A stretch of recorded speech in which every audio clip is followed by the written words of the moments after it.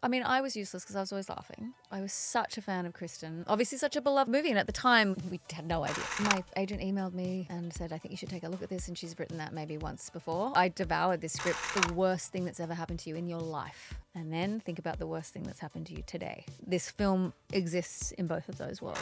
Heath had a great self-possession about him that I certainly didn't have at that age. Those early years, he was wonderful and always helping me to try to get a job. And the camera just got closer and closer, and it was here. And I was like, are you going to get that close? Just checking. You have to be scared, otherwise what's the point?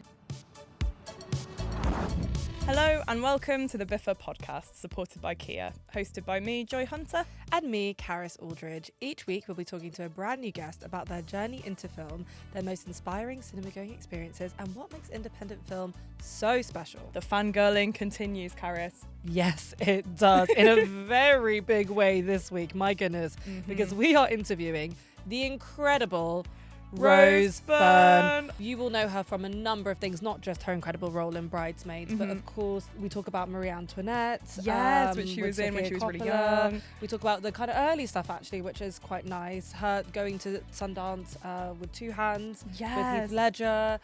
She's also in Platonic more recently with the wonderful Seth Rogen, Bad Neighbours, which we didn't even talk about. I can't believe. No, there were so many that we couldn't get to because she's just done too many good things. But we did manage to get a great chat in about her upcoming film, If I Had Legs, I Would Kick You, which we both absolutely loved. Yeah, it's such an incredible film. Her performance in it is truly career-defining. Stunning. And getting much-deserved awards praise. So it was amazing to be able to talk to her about, you know, filming it, working with the wonderful Mary Bronstein, who is the writer and director of it. You know, it's a proper indie as well. It's shot in 27 days, so it felt very BIFA coded, if I'm allowed to say that. Yeah, it was giving Trying BIFA. to be cool and Gen Z. There we go. I love it. Well, without further ado, let's get into our chat with the amazing Rose Byrne.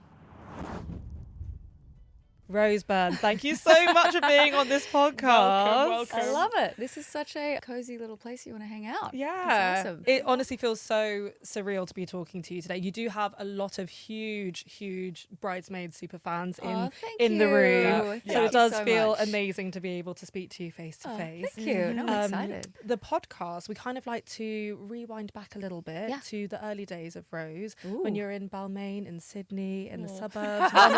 Wonderful Good kids. Lord. Okay.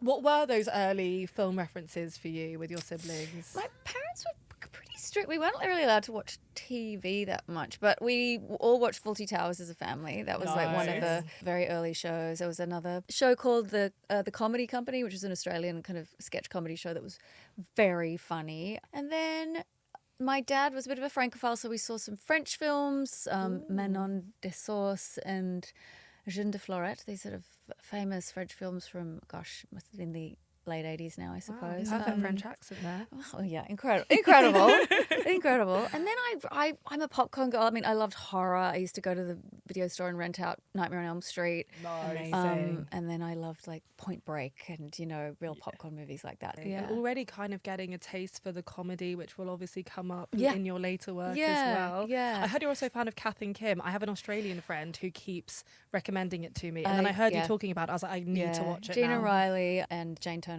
are geniuses. I mean, and also I love Chris Lilly. He's another fantastic Australian comedian who I could talk is, about Chris Lilly forever. Brilliant and kind of a mysterious guy.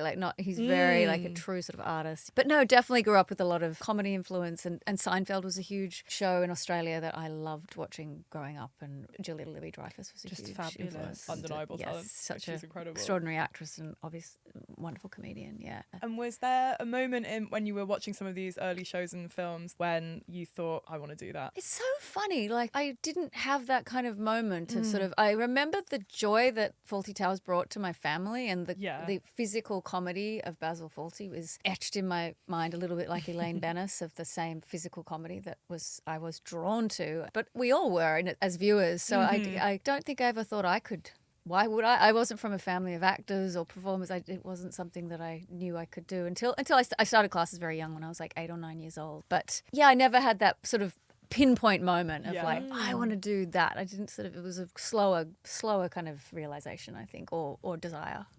that's very interesting. Yeah. Because it wasn't long before you did make your screen debut. Yes, I was very young. You were like Yeah. 13, I 12, believe. Yeah, I turned 13. Yeah, I think, it was on the Dallas job. Doll. Dallas Doll. Yep. It's very interesting because in it, and I think this might have been your audition piece, you were talking about UFOs. Yes. She watches Aliens, this character, and she believes in the crop circles and all these sorts of conspiracy theories. And she's quickly this Sandra Bernhardt's character is kind of dismissing all of these theories and telling her she's she got misinformation. And She's probably a flat earther as well. exactly. Yeah, These days she'd fit right in. She'd be QAnon. Yeah, the character was called Rastus, I remember. But yeah, it was the first audition I ever went on.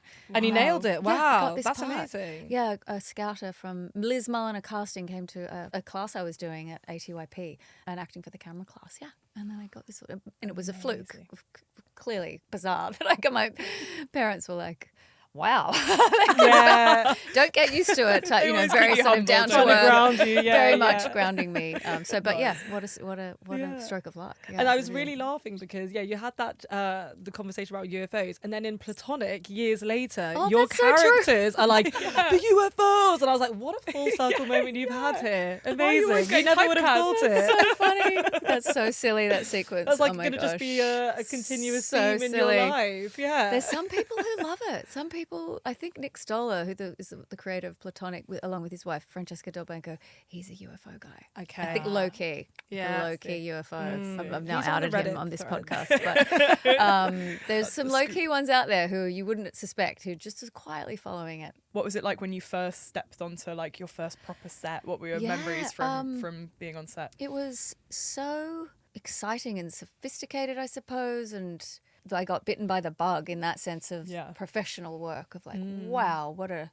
I couldn't believe the people I met and the scale of it. And this was a small independent Australian film, but it felt so sophisticated and coveted and like, wow, what a creative place. And the technicality of it was so different from just the theatre classes I'd done, and how much is just the obvious things of the amount of people it takes to put together this thing that I watch as a viewer and behind the scenes, the hundreds of people that are employed to kind of do it. But I definitely got bit by the bug, I think, at that very young age, yeah. And then it wasn't long after that even that you then went to Sundance with your film Two Hands. Yeah, I went with the wonderful late and with great Heath. Heath. Yes, yeah. So that was when we were like 18, 19. And in between I did a very short-lived soap opera. Did you? But I must say it was incredible technical training, the soap. It was this thing called Echo Point. It was probably a tax write-off for the network at the time. But it was sort of 8 months of work where you learn 100 pages a week, training so hard on the camera. You learn all the heads of department. And it's 8 months. So you really are learning so fast how to technically act for the camera. It's like the most incredible boot camp. Yeah, I remember Margot Robbie talking that. about that when she did Neighbours and saying exactly the same thing, that it was just such a baptism of It is. You become relaxed. You learn. It's a technical sort of boot camp, and it's brilliant for that. And they don't teach you that in drama school. Obviously, you work with incredible text in drama school, and it's obviously other things. But that aspect was really a fantastic schooling for that. So I credit that a lot. Yeah. It's such a big training ground for directors and writers as well in the UK. Like there's been a lot of mourning for a lot of British soaps getting cancelled because it is like consistent work for up and coming talent. And like I think people don't realise like how important those like training slopes are until they're gone. So Margot was on, Kylie, Jason, obviously. I mean all the OGs. Then my Guy Pearce, Chris Hemsworth. Yeah. A lot of actors who've come from soap, particularly in Australia. So you can't discount it at all. It's such good training and regular work and all those sorts of things. So, and then I did an Australian film called Two Hands when I was 18, and that went to Sundance. Yeah. And never quite translated, honestly, to an international audience, but became a real cult classic back at home. It's, I guess, steeped in a lot of Australian lore and sort of slang and stuff like that. But it's become a bit of a treasured film back in Australia. Especially with the passing of Robert Redford. Like, do you remember a lot about being at Sundance and experience that kind of whole indie world for the first time? When we went there, it was a quaint snow town with no swag, no press. Exactly. No press. It was just a little village with a high street, and you went to little movies showing with filmmakers and actors and I guess reviewers and people in the business, executives and stuff. And it was about trying to sell the film. And nowadays, a lot of the films are already sold. Yeah, this is so true, it was a completely different environment. And now, obviously, looking back, you just go, oh, wow, what a different time, you know? And I went with Legs in January and it was obviously just so different. It's still really magical, though. And the people, it was sad. A lot of the people there were like, I think it's going to move and we don't want it to move. This is a huge source of our income for the year and we love it. And anyway, but I guess it's just outgrown the space in a lot of ways. So I hear that everyone has a bit of Sundance brain because the altitude is so high. I know. You have a sip of wine and everyone goes a little bit loopy. I did. I felt like I just had a headache. I just had a headache for 3 days. I love the idea of like putting on a film festival at high altitude and then people might really enjoy the films, but it's actually just because they've gone crazy. Yeah, well, like, it's quite a good trick, really. Sundance is known for having these massive sales. I remember like Palm Springs was like a 20 million sale or something. And people say it's because people are loopy. Really? Yeah. They're like, they just go a little bit crazy with all the wine. They're like, the wine and 20 mil. And they're like, there you go. This is a good decision. And around that time, were you watching a lot of indie films? You're actually our first non-Brit on the BIFA podcast. So we've been talking, so it's very exciting for us. We've been talking a lot about like British film history and like what the character of them all are. I don't know if you have thoughts on that. Well, for me, it was Trainspotting. Nice. That was my favourite. Excellent. I was just at the right age. I had read the book. Yes. Because it was such a cult. In Scots as classic. well. Yes, and with the glossary and everything, you know. And I'd seen Shallow Grave. Right, okay, nice. But, I love Shallow Grave. Shallow I Grave think that is a brilliant. slept-on film, actually. I think like people don't chat about that It's enough. in Criterion, as is Trainspotting. It was just so entertaining. I still remember sequences in the movie and such an element of fun too in the filmmaking there. So when I got to work with Danny Boyle in my mid-20s, I guess it was really like a dream come true. Did you get good film references off him? He's so enthusiastic and very high energy and funny. And he's not pretentious at all. He's like the opposite of that in that sense. He feels very of the moment, and I've appreciated that energy a lot. He would stand by the monitor and react and act out. I remember he was just larger than life, you know? Oh, I love that. Yeah. He was really, Danny on the podcast. That's my memory of that time. But I also grew up with a lot of Australian cinema. Like, The Year My Voice Broke, this John Digan film, that was one of the first films I saw. It was an adolescence coming of age with Ben Mendelsohn and Noah Taylor, and it's a like seminal Australian film. Picnic at Hanging Rock, you know, the seminal like Peter Weir film. Gillian Armstrong's My Brilliant Career. Like there's a wonderful history of Australian film too that I discovered sort of during my early teenage years, and that was a big part of my education in acting on screen for sure. When you went to Sundance with two hands, I know that you kind of did credit Heath a little bit in helping you to really get introduced into the US.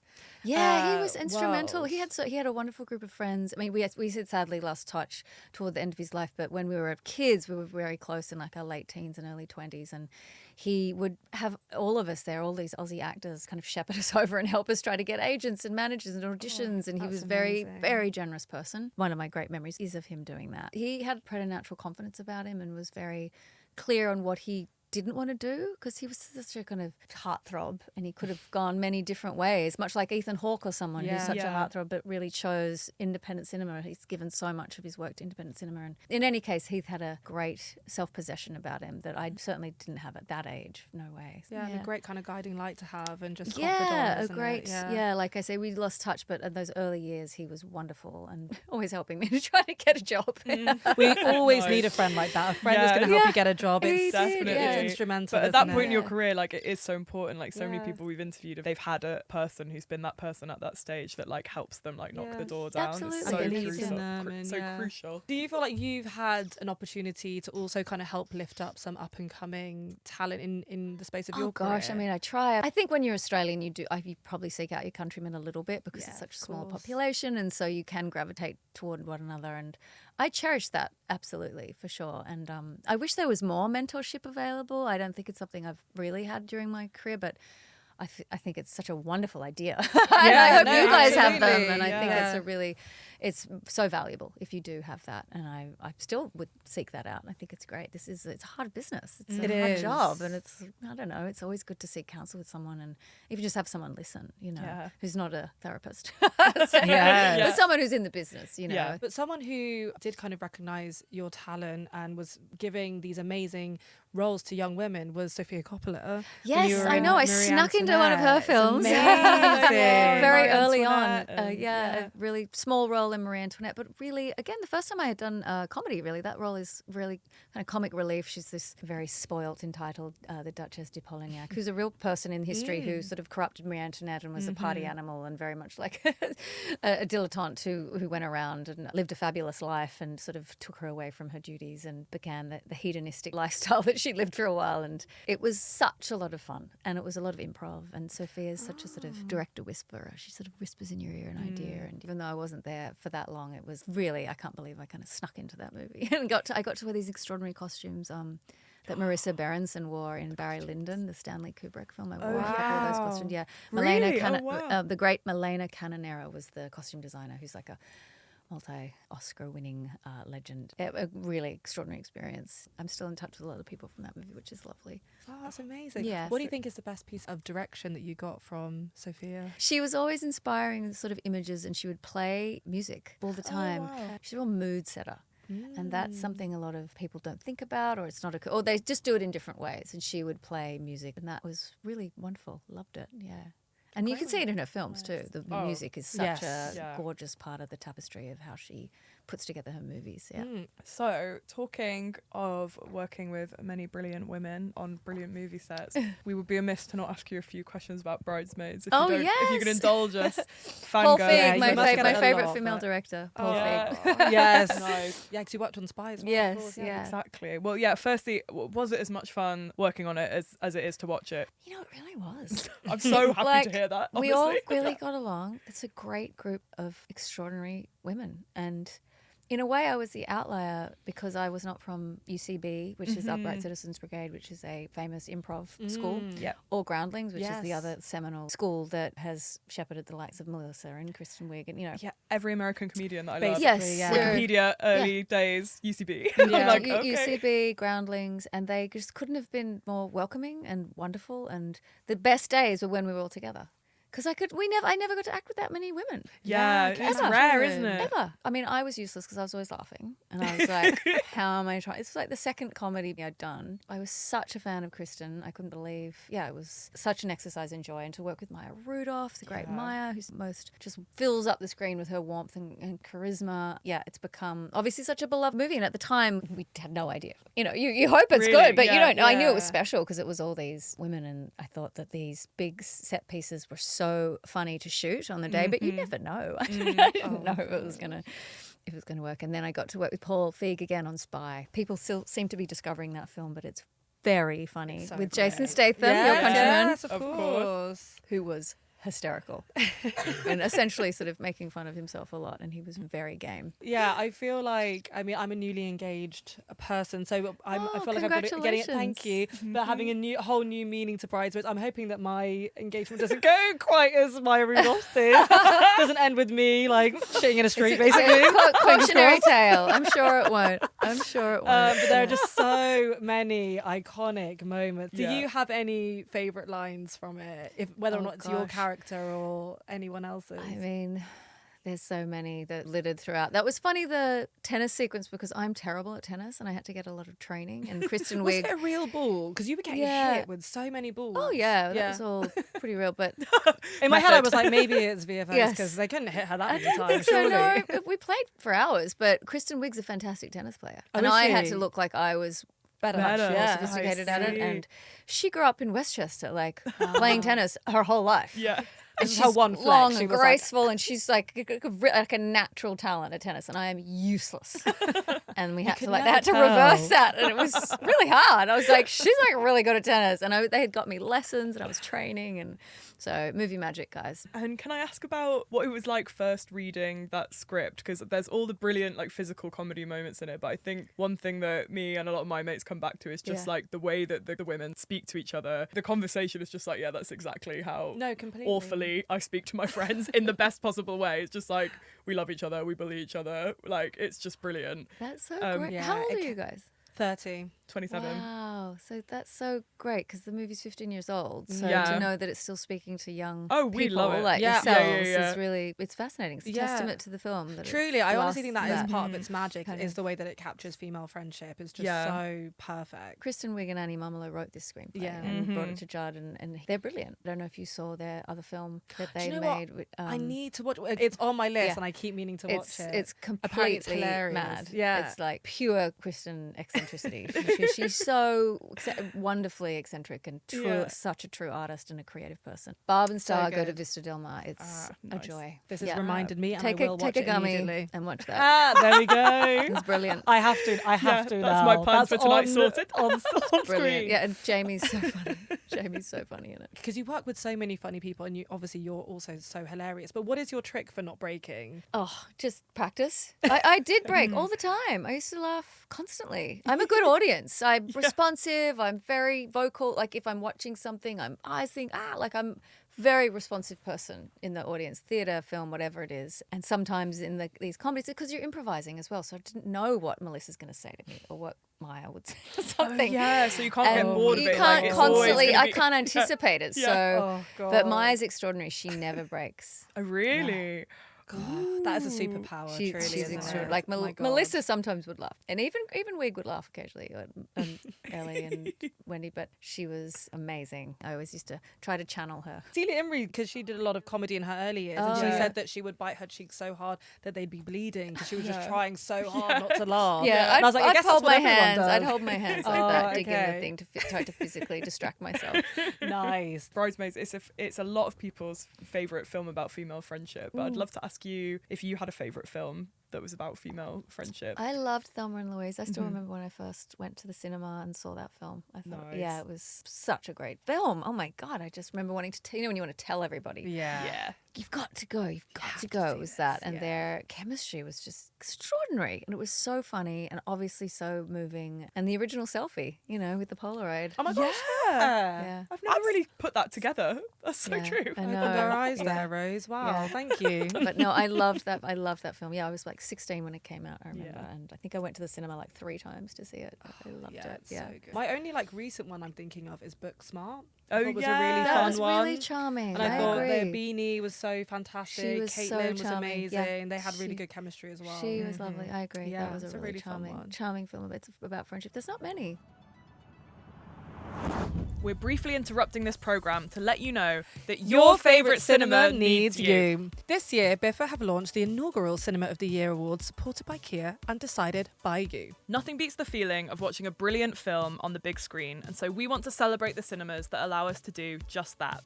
Cinemas at the heart of their communities that bring audiences together and champion independent film. Voting is now open for cinema goers to decide the winner of Cinema of the Year. So if you love your local cinema, now is your chance to prove it. Head to the show notes of this episode for the link to cast your vote, and tune in to BIFA's social media on Sunday 30th of November to find out all of the winners for BIFA 2025.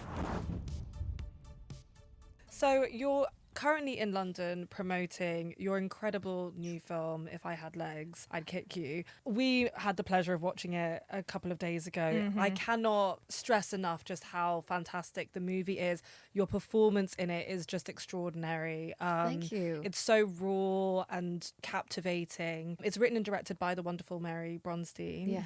I guess, I would just love to know about the script coming into your life, attaching all of these really interesting people. You've got A$AP Rocky and Conan O'Brien, so 2 people that you don't necessarily see in that context before. Yes. So how was it with all these kind of elements coming together and workshopping the ideas of your character Linda with Mary? The script came to me, my agent emailed me and said, I think you should take a look at this, and she's written that maybe once before on an email. She's a very discerning woman, and I devoured this script. It was so incendiary. And it's very much like what you see on screen. It was like fire. It just was like, wow. And there's such an extraordinary symmetry too in the script immediately, which is also in the film.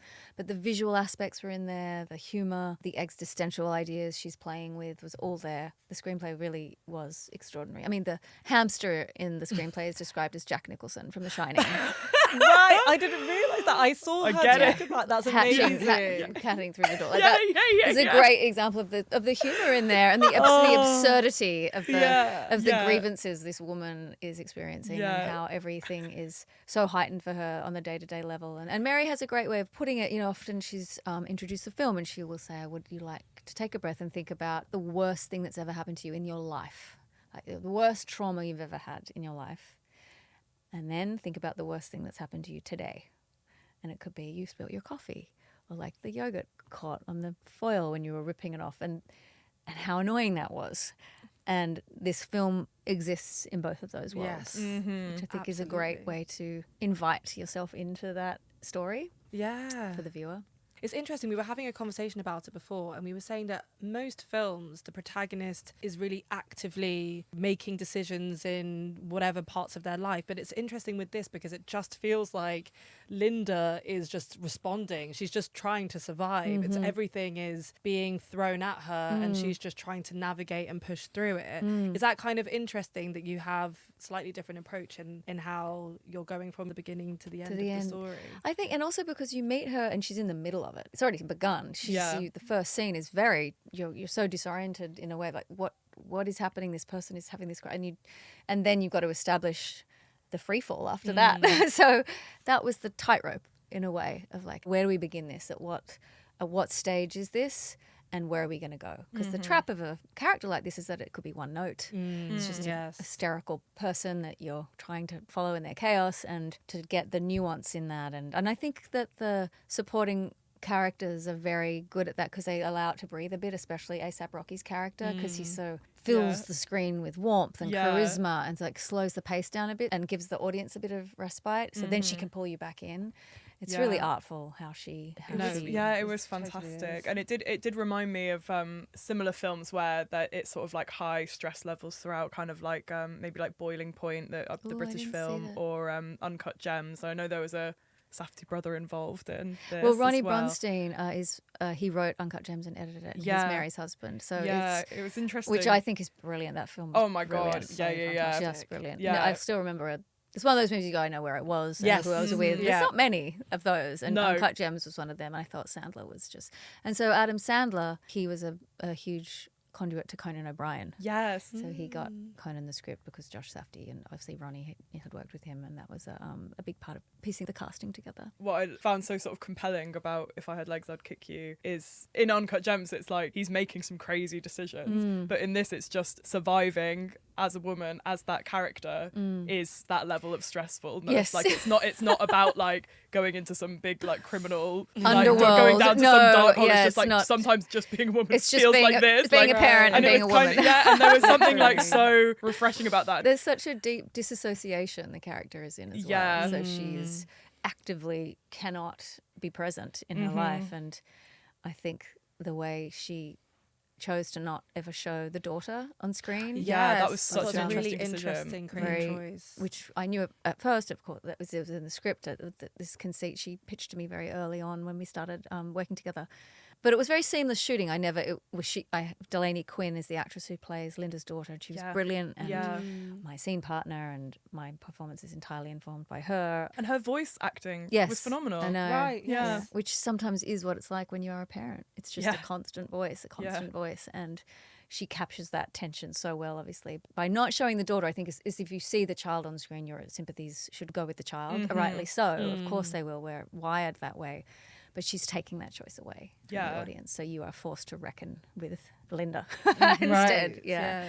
Which is very powerful. Part of that was achieved by the camera being quite close, quite claustrophobic. Yes, How was that experience like? Because it was shot on film as well. Yeah, it was on 35. And the first day was really the hardest because it's the first day and so you're already such a nervous wreck, and then figuring out the camera language and how everyone's talking to each other, establishing so many things. And the first scene we shot is the first scene in the film. Oh, okay. So it was hard. I was so nervous. Yeah. And the camera just got closer and closer, and it was here. And I was like, are you going to get that close? Hang on a second.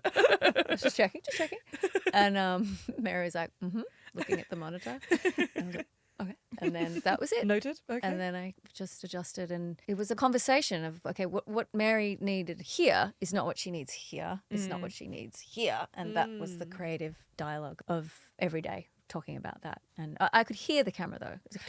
Yeah. Hear the film going. I'm curious about that from like an acting perspective, just like how you're able to kind of disassociate, similar to your character, from your surroundings to get into the character of Linda and not be so distracted by this big thing. I know. Face, I guess I should thank my soapy upbringing. There you go. For all the hours that I trained. But it is just, it's just training. Yeah. So when you do have like these talents who can come in and do 1 or 2 films and they're adjusted, I think that's extraordinary, because that was definitely not the case with me. I think I had to do years of film and TV to really understand the technical requirements of it, because it's the opposite to theatre of what is required of you in many ways. So, all the stopping and starting. And how do you, everyone's different of how they sustain themselves or how they conduct on set or what they need to do to manage their performance or whatever. So it's very personal. Yeah. Well, I'd actually love to talk and dig into that a little bit more, because you've kind of mentioned that your character is in this kind of sustained state, such an anxious state. So how do you maintain that on set? And was it really important in that case to make sure that the set atmosphere was, I guess, the complete opposite of that, to make sure that... I think the more serious the scene is, the lighter you have to be in between. That's how I approach it, because it's just energy, right? And if you're in that energy, you have to get out a bit to be, for me anyway, to access it again. You have to be able to breathe. It's sort of like the film. It gets so tense, she's carrying you, and then you can laugh. Yeah. And then she'll take you again. Mary was very protective of the performance. So when we were shooting, I was, we shot it in 27 days. It was not a big budget. It was a true indie in that sense. Yeah, and she's come up every day on a movie, and she really sequestered me away from that, and I would do my job at conserving myself when I needed to. And we had a great rehearsal period. We sat together for like 5 or 6 weeks and just talked every day. The two of us would drop our kids off at school, and then I'd sit at her kitchen table and we'd go through the script from page 1, line 1, just combing through with a fine-tooth comb. And without that, I would have felt quite untethered. But we were so lucky. I mean, usually you don't have any rehearsals. Yeah, that's incredible. Unless you're doing a play. So Mary is performance-driven. She trained as an actress at NYU, so that's her way to film in many ways, is through performance. So in the film, for people who haven't watched it yet, obviously one of the first things that happens is that the ceiling falls through, and your character is also dealing with your daughter's unexplained illness. There's this kind of constant imagery of the black hole. I'm very intrigued to know what your interpretation is of that, or whether or not you want to share it, if you'd like for audiences to kind of take that for themselves. Well, I will say, I spoke to someone recently and they said it's an existential birth canal. Okay. Well, I guess that ties in perfectly to what you're about to say. I was going to say that, and then I was like, is that too pretentious? We had a conversation about it, but I thought it was so interesting. Someone said that the other day and I don't know. Died. What did you think about that? Were you like, it was what brilliant. I think it's all, I just love to hear it. Yeah. I think it's, explaining anything is the death of mystery in art. So I'd love to hear everyone's thoughts on it. And that's what's so extraordinary about this movie is some people have described it as a body horror. Others are describing it as like a dark comedy. And other people, it's like a straight dramatic piece about parenting a special needs child. So no one can pin it down. And it's truly about what people bring to it when they're watching it, who they are, how it reflects them, their day, And you could argue that like all of those genres you've just mentioned is what it feels like to be a parent, is like all of those different things at different times. Exactly. A series of hard cuts. Yeah. But that's so, I'm so interested that someone else said that about the birth canal. So were you going to say that? Well, I just thought it was quite interesting that there was holes all the way through. Oh, it's fantastic. Film, and it was kind of like an existential hole, but also it was all about motherhood and femininity and eating, like all of these things coming together.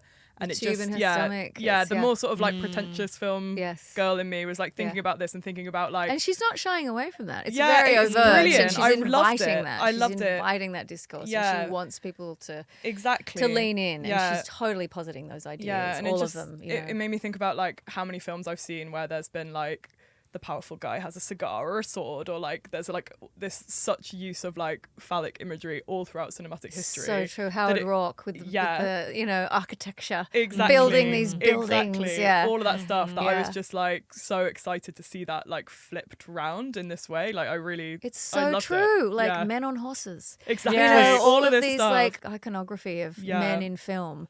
And this is, exactly. She's so punk. She's just like, she's showing us a different thing. And we had that in our notes. We were like, punk rock motherhood film. I love that. I heard you and Mary talking about that, and I thought that's so perfect. Because Mary's really punk, and she's just subverting a lot of these cliches and challenging all of those ideas and positing ideas that are supposed to be true and really just dismantling them in a very punk way. It's the only kind of way I can describe it, because it's arguing the norm in that sense. So I feel like she's got that streak in her. Like Linda, I think the character is very anti-authoritarian and is very paranoid about authority and doesn't want anyone to tell her what to do. I loved it. And there's so many scenes spoke to those themes. Like my favourite scene, and I hope this isn't spoiling too much, but there's a moment where you have to comfort an angry man on the phone whilst holding a baby who's crying, and that voice is Mary's husband. Is it really? Yeah, that's Ronnie. Ronnie Bronstein. Oh my god, that's so funny. He's a total sweetheart and a mensch. But he plays a great jerk. He played a great asshole. He really did, and it was so relentless and hostile. It was relentless. Oh my god. And it was like he was the baby, and you were like had a baby there, and you were like talking him down like he was a child. No, completely. And I just thought that was genius. So big up to you and Mary Bronstein, because there were so many little moments in that film that I was just like, the wow. therapist, it's like, again, a role that I think a lot of women are pushed into, is having to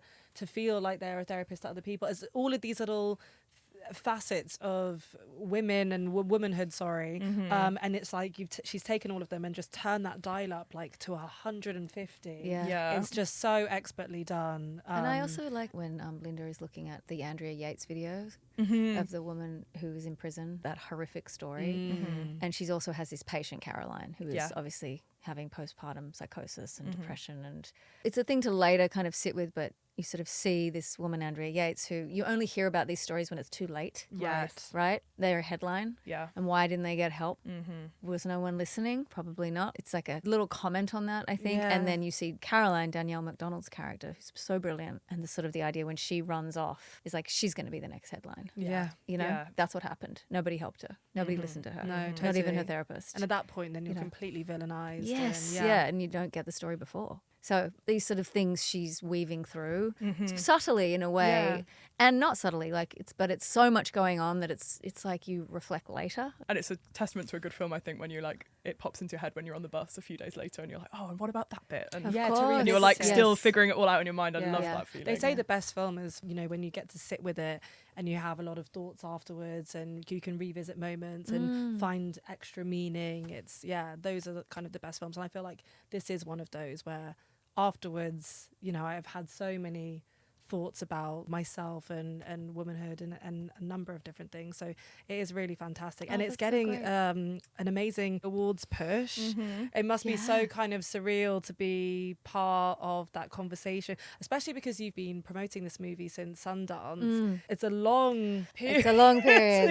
I can imagine that's quite it's wild. Intense. Yes, and film press these days is like intensified even more. I feel like it's such a big part of your role as an actor now. I don't know how you feel about that, but it's definitely, it has changed, I think, and I think social media has just changed everything of how people access information, so that's changed how you market a film, and that's changed my job marketing a film. So it's part of that evolution or de-evolution, I don't know, but it has changed things so much. And I've never promoted something for this long, that it started in January and now it's 10 months later.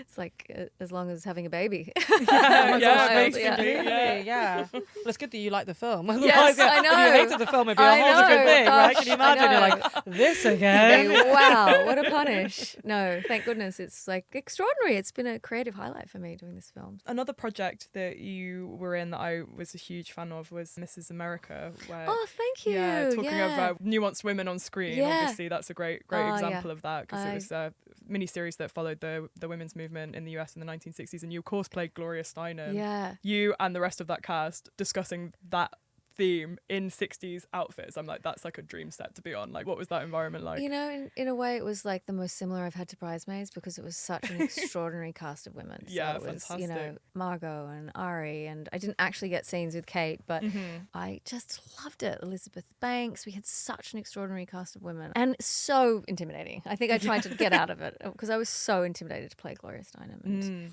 and she was not involved in the project, so it wasn't like I was collaborating with her. It was like she chose not to be involved, so it was very respectfully, but and so I didn't know where to begin, and I was like, I don't think I can do this. Do you think that's who you are as an actor? Like, you're someone who likes to go towards the really challenging things, the things that scare you most. I think so. Yeah. No, you have to be scared. Otherwise, what's the point? If it's too easy, then you shouldn't be. I don't think you should be hanging up your boots if you're lucky enough. But no, I was terrified of doing that job and trying to tell a part of her story. Yeah, because she's obviously such a legend, and iconic. And that chapter in the feminist movement in America was so, storied, and it's never kind of been the same since then. It was, it led to a lot of where we are today. It was sort of interesting to reverse engineer back to that time. Yeah, definitely. Really I wanted to ask you about that, if you don't mind, what it's like sort of reflecting on the show now, given sort of state of the world. That's not too heavy a question. It's extraordinary because she devoted so much of her activism to women's reproductive rights. Yeah, Roe v. Wade, all around that time. And dark when that actually eventuated that was taken away. So I could only imagine for her, who has devoted so much of hours of her days, of her life to that activism and to fighting for women's reproductive rights and really, understanding that issue in such an extraordinary way, in a really complex, nuanced way that is not what is the argument put forward anymore. It's just so black and white, and it's obviously such a nuanced conversation, and she always approached it like that, with such empathy and intelligence. So it's been very surreal and scary. Yeah, to see that start to go backwards. Rewatching the show, quite sort of galvanising, quite inspiring to know that there were all these women organising. I know. It's not impossible to do that again one day, I hope. Gloria Steinem was so smart. She never, there was many occasions where Phyllis Schlafly, who was Cate Blanchett's character, who was really changed the Republican Party. She was an extraordinary force of nature. There was many occasions where she could have gotten photographed with her, and she always refused. Really? Because she knew she didn't want that image out there. She was so aware of the power of an image like that, to have her with her. And it never happened. So it's a testament to how clever she was about that, knowing her own power in that sense and having agency around it. There seems to be quite a theme of like you taking on these complex female roles or roles that have not quite been seen before. So it's brilliant to see how you've done that in so many different guises, in comedy and then in this like historical mini series, and then now in this film. Like, that's not a question. We just love it. We just love your work. We just love it. It's really fantastic. And to kind of approach quote unquote unlikable characters, in some ways, not obviously that character, but others, like even Helen, let's say, and to make people still like fall in love with those characters or see the kind of difficult parts of them and make them really compelling, I think is a real testament to just how fabulous you are as an actor. So we're doing a new award for cinemas this year at BIFA.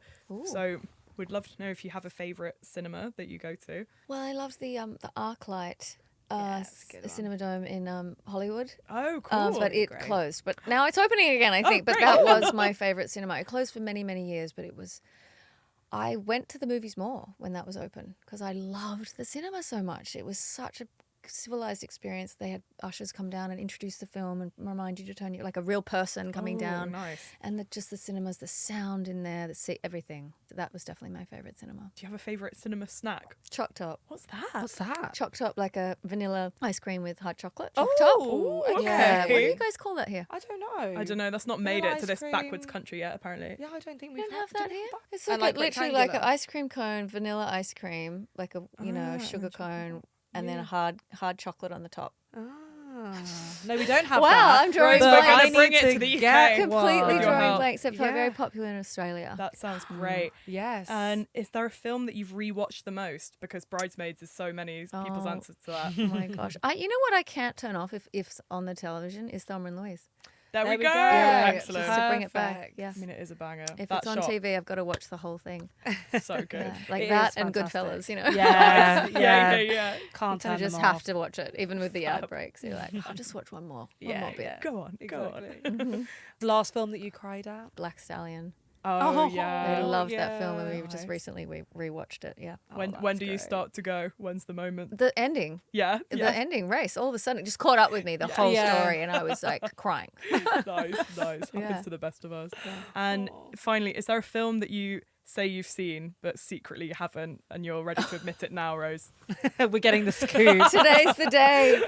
Oh gosh, many. Oh my gosh, I'm not that well versed in cinema by any means. Well, if there's one thing we've learned on this podcast, it's that neither are we. Yeah, this has been a very humbling experience for me, for sure. Oh God, I mean, I don't even know where to start. Many. I'll just say many. Okay, cool. Yeah. Thank you so much for your time today. Yeah, it's my been pleasure. Incredible. Thanks for seeing the movie. We loved it. Yeah. No, we really urge everybody to watch If I Had Legs, I'd Kick You when it's out in cinemas. Thank you. Really, it's such an extraordinary performance. So yeah, and we wish you all the best of luck with the rest guys. of the run. Thank you so much. Thanks, ladies. Thanks for listening to the BIFA Podcast, supported by Kia. If you enjoyed today's episode, please make sure you subscribe wherever you get your podcasts to get new episodes as they land. And please tell all of your friends about the podcast to help spread the word. We want all the film fans to be able to find us. The BIFA Podcast is supported by Kia. The hosts are Karis, Aldridge and Joy Hunter. The show is produced by Daniel Audritt and Kat Butterfield for Audacious Productions and Joy Hunter for BIFA. The assistant producer is Bruno Atkinson. Director of Photography, Jude O'Connor. Audio engineers are Nathan Cooper and James Gibbons McGregor. Filmed at Fiction Studios. Special thanks to the BIFA team.